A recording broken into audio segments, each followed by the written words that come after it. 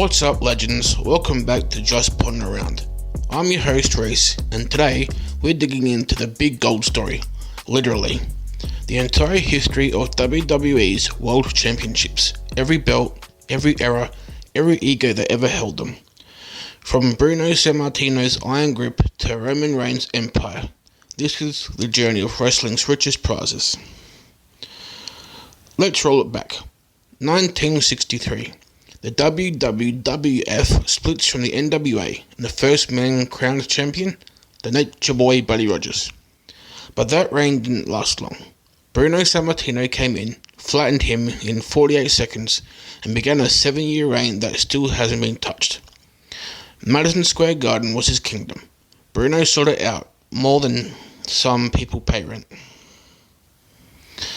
From there, the belt passed through heroes and villains, Pedro Morales, Billy Graham, Bob Backlund, until the 80s hit, and one man changed the business. 1984. Hulk Hogan drops the leg on the Iron Sheik and sparks Hulkamania. The title becomes a pop culture trophy, cartoons, talk shows, cereal boxes, the lot. WrestleMania 3. Hogan vs. Andre the Giant. 93,000 fans in the Pontiac Silverdome. When Hogan slammed Andre, the belt became bigger than wrestling itself. Then came Randy Savage, Ultimate Warrior, and the explosion of the late 80s color and chaos. The WWE Championship was the main event ticket. The 90s start with Bret Hart and Shawn Michaels turning wrestling into art. Then November 97, the Montreal Screwjob. Shawn leaves with the title, Bret leaves the company, and Vince McMahon becomes the most hated man in wrestling. That chaos gives birth to the Attitude Era. Stone Cold Steve Austin wins the gold at WrestleMania 14, flips off his boss, and the chase is on. The Rock, Triple H, Mankind, even Vince McMahon himself all took turns with the strap. It was wild, unpredictable, must-see TV. Then the 2000s came with from the Undisputed to Cena Nation. In 2001, Chris Jericho beats both The Rock and Dawson the same night to become the Undisputed Champion. A year later, the brand split hits. Brock Lesnar keeps the WWE title on SmackDown, and Raw creates its own world title. We'll get to that. Fast forward, John Cena explodes onto the scene. The spinner belt debuts, and the franchise era begins.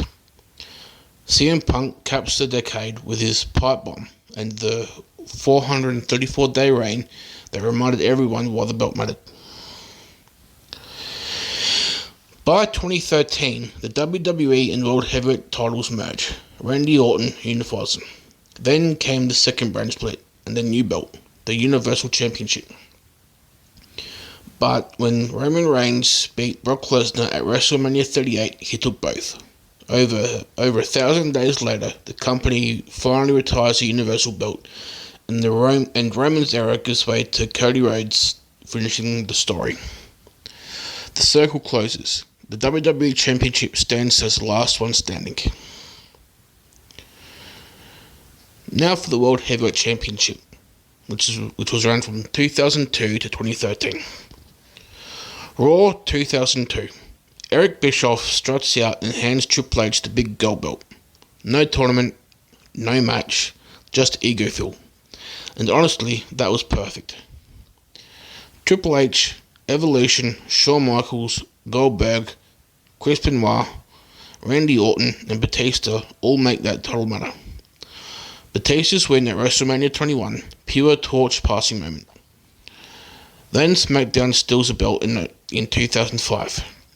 Batista, Angle, Rey Mysterio, Undertaker, Edge, CM Punk. The SmackDown 6 era in full effect. Edge sets the record with 7 reigns. Undertaker's matches with Batista and Edge are instant classics.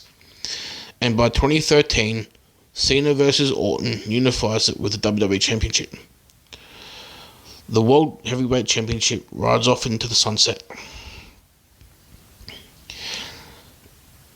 Then comes the Universal Championship. from 2016 to 2024.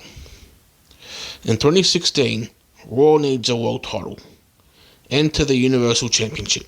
Same strap, the same design, red strap, and a Brooklyn crowd that absolutely hated it. Finn Balor wins it, tears his shoulder, and vacates it the next night. Rough start.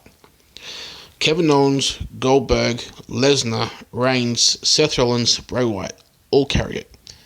The Fiend brings the creepy energy. Goldberg shock wins it at 53 years old. Braun Strowman finally gets his dues. Then Roman Reigns.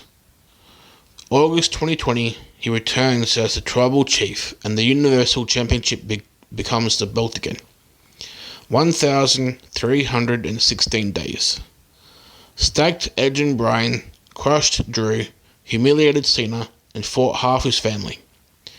When Cody Rhodes beat him at WrestleMania 40, WWE officially retired the Universal Championship and folded it into WWE Championship.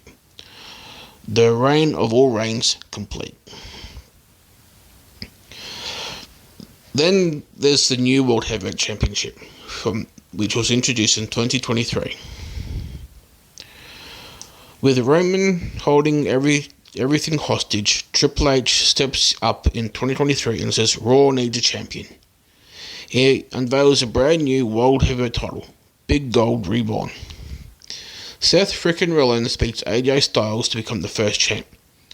Fighting champion, workhorse champion, call it what you want. Seth defended that belt like clockwork. Then comes Gunther. The ring general brings his IC dominance straight to the main event. Add in a shocking CM Punk cameo reign, 5 minutes long, blink and you missed it. And by late 2023, the title's first vacancy. Rollins injured, belt up for grabs, CM Punk versus Jey Uso booked to decide it. And honestly, that's poetic. Old Guard versus New Blood, both fighting for Raw's top spot, which CM Punk will go on to win. And here's why these belts matter.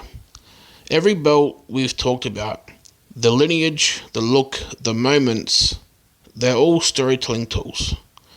Bruno's belt made the company, Hogan's belt made it global, Austin's made it cool, Cena's made it mainstream, Roman's made it mythical. Championships don't just crown winners, they define eras. And for every fan who's ever jumped off the couch when that 3 count hit, those gold plates mean everything. And that's it for this week's Just Putting Around. If you enjoyed this ride through WWE history, share it, rate it, and drop your favourite title reign in the comments. I'll argue with you about it in the next episode. I'm Race, thanks for listening, and remember, it's not just a belt, it's a legacy.